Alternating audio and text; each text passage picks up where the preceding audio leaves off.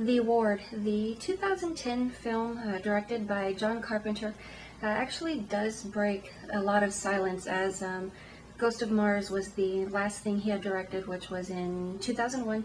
So there's definitely a 9-year gap before hearing anything back from John Carpenter.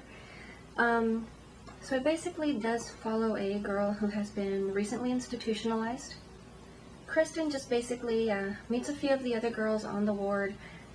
Obviously a variety of different personalities, but just sort of the stereotypical B film is the fact that there's this supposed ghost who's going around haunting the girls, gradually picking off and killing them. And it isn't long before Kristen is pretty much the only girl left on the ward. Basically, the way she was brought in was she had lack of memory, didn't know what was going on, where she came from, but she had set a home on fire, didn't really know why, didn't even have any memory of it yet. Obviously her doctors are trying to figure out what is going on.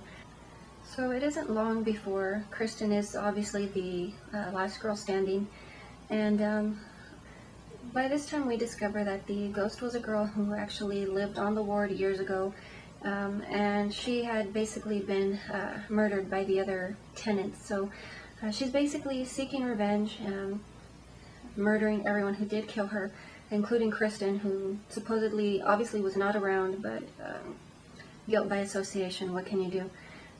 Eventually we discover that the ghost is not an actual ghost, but rather a memory, which, very late in the story finally introduces somewhat of a psychological element, which I really do love and appreciate. Psychological type stories, they're definitely my favorites, but it was just brought in so late and you were led to believe something else from the beginning, aside from the fact that the story is just water thin. So by this point I really wasn't too intrigued with the new development, but what we do discover is Kristen was actually the victim of sexual abuse, and she created all of these personalities, which were the other ward members. Obviously she was on a wing by herself because she's that baddie, but she created all of these other people to protect her mind, to sort of forget what did occur.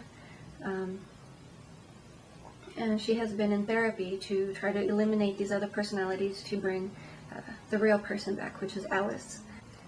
Obviously the doctors think they did cure her. At the tail end we do get just a last-minute surprise, which sort of just leaves the story open-ended. Not necessarily the best story I've ever seen. John Carpenter was obviously a lot better in his past, and I don't know if it's just the fact that he hasn't done anything in a while, or if he was just given bad material. But I think to break the silence, he definitely could have come back with something a lot stronger.